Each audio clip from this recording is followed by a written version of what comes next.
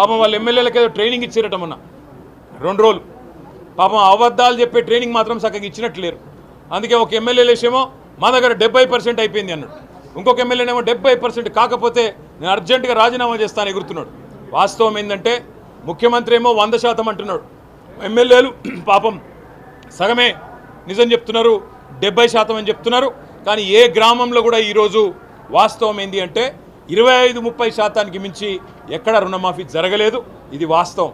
అందుకే నేను సవాల్ చేసిన, నీ సొంత ఊరు కొండారెడ్డి పల్లె పోదామా, నీ సొంత నియోజకవర్గం కొడంగల్ పోదామా, రుణమాఫీ కాలేదు, ఇది అక్షర సత్యం.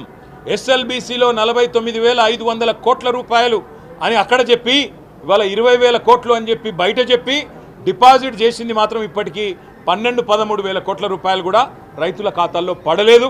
ఇది వాస్తవం అని మేము ఇవాళ శాసనసభ వేదికగా రుజువు చేయగలిగినాం. దాంతో ముఖ్యమంత్రి తట్టుకోలేకపోయిండు. రుణమాఫీ విషయంలో వాళ్ళ బండారం బయటపడే వరకు బాధ అయింది. నువ్వు రైతు భరోసా ఎగ్గొట్టినావు.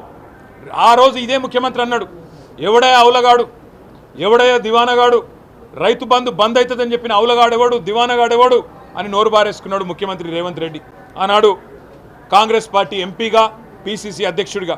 ఇవాళ నేను అడిగిన సూటిగా, మరి ఇవాళ వానాకాలం రైతు బంధు ఎగ్గొట్టిన అవులగాడెవడు, వానాకాలం రైతు బంధు ఎగ్గొట్టిన దివానగాడెవడు చెప్పాలి వ్యవసాయ మంత్రి గారు అని చెప్తే ఏం చేయాలనో తెలియక ఇవాళ నోటికొచ్చిన కారు కూతలు, అక్కస్సుతో కూడిన మాటలు.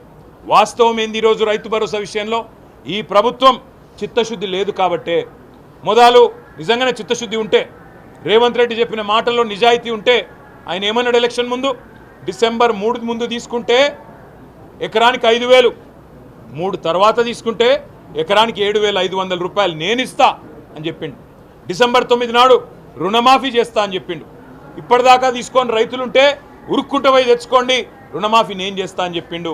ఇవాళ రాష్ట్ర రైతాంగం తరపున అడుగుతా ఉన్నాం బీఆర్ఎస్ పార్టీగా, ఏమైనాయి నీ మాటలు? ఉరుక్కుంటూ బొమ్మని చెప్పినావు, రైతులు ఉరుక్కుంటూ పోయినారు, 2 లక్షలు 3 లక్షలు లోన్లు తెచ్చుకున్నారు.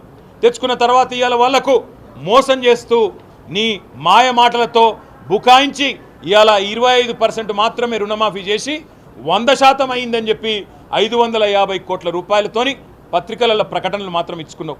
ఈ మాట మేము అడిగే వరకు ఉక్రోషం వచ్చింది ముఖ్యమంత్రి గారికి. నువ్వు రైతు బంధు ఎగ్గొట్టినవా లేదా అని అడిగే వరకు ఉక్రోషం వచ్చింది. నువ్వు రుణమాఫీ చేయని మాట వాస్తవం కాదా అంటే ఉక్రోషం వచ్చింది. తట్టుకోలేక పచ్చి అబద్ధాలు చెప్తా ఉన్నాడు.